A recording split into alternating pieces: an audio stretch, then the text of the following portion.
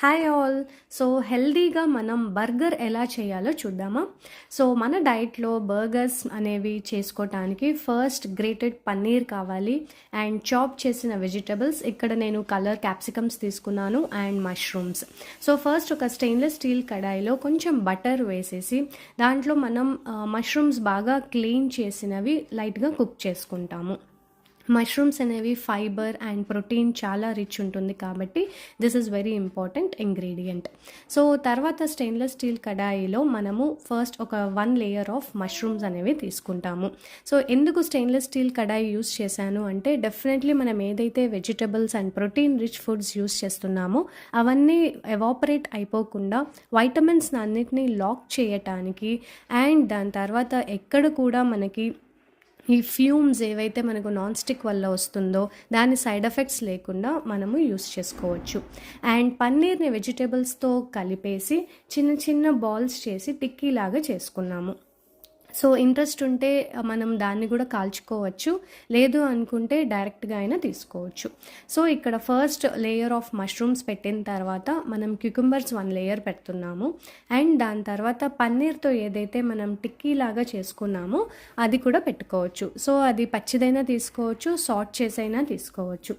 And దాని తర్వాత మనకి ఏ వెజిటబుల్స్ కావాలనో అవన్నీ లేయర్స్ అనేవి ఫిల్ చేసుకుంటూ వెళ్ళాలి.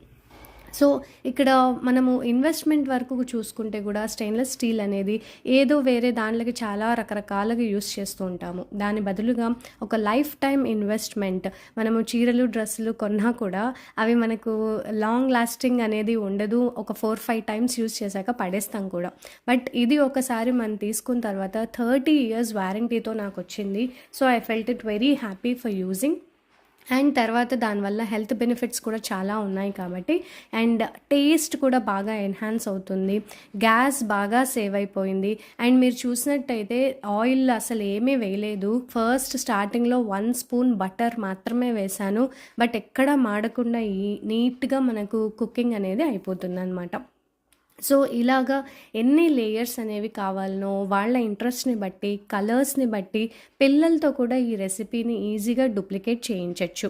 సో మనం చేయాలి ప్రతిసారి అనుకున్నప్పుడు వాళ్ళు బాలేదు అని కంప్లైంట్ చేస్తూ ఉంటారు. ఇలాంటి చిన్న చిన్న ఈజీ రెసిపీస్ వాళ్ళతో కూడా చేయించాము అంటే వాళ్ళకు ఇంట్రెస్టింగ్గా ఉంటుంది. అండ్ ఈ ప్రోటీన్, వైటమిన్స్, ఫైబర్ అనేది అందరికీ మన ఈ నార్మల్ బర్గర్ కంటే అది రిప్లేస్ చేసుకుంటూ హెల్దీ వర్షన్లో తీసుకుంటే everyone will definitely love this taste. So మనకి ఏదైతే సాల్ట్, స్పైసెస్ కావాలనో ఆ పన్నీర్ టిక్కీలోకే మనం యాడ్ చేసేసుకుంటే దాన్ని బట్టి మీకు టేస్ట్ అనేది ఉంటుంది. సో ఇదంతా మళ్ళీ పడిపోకుండా ఒక చిన్న టూత్ పిక్ అనేది గ్రిప్ చేసేసుకొని ఒక 2 minutes or 5 minutes మీ టేస్ట్ని బట్టి అది హీట్ చేసేసుకోవచ్చు. దాని తర్వాత మనం సర్వ్ చేసుకుంటే healthy and tasty version of burgers are ready. And definitely ఇది ట్రై చేసి ఎలా ఉంది అండ్ మీ కిడ్స్ రివ్యూస్ ఏంటో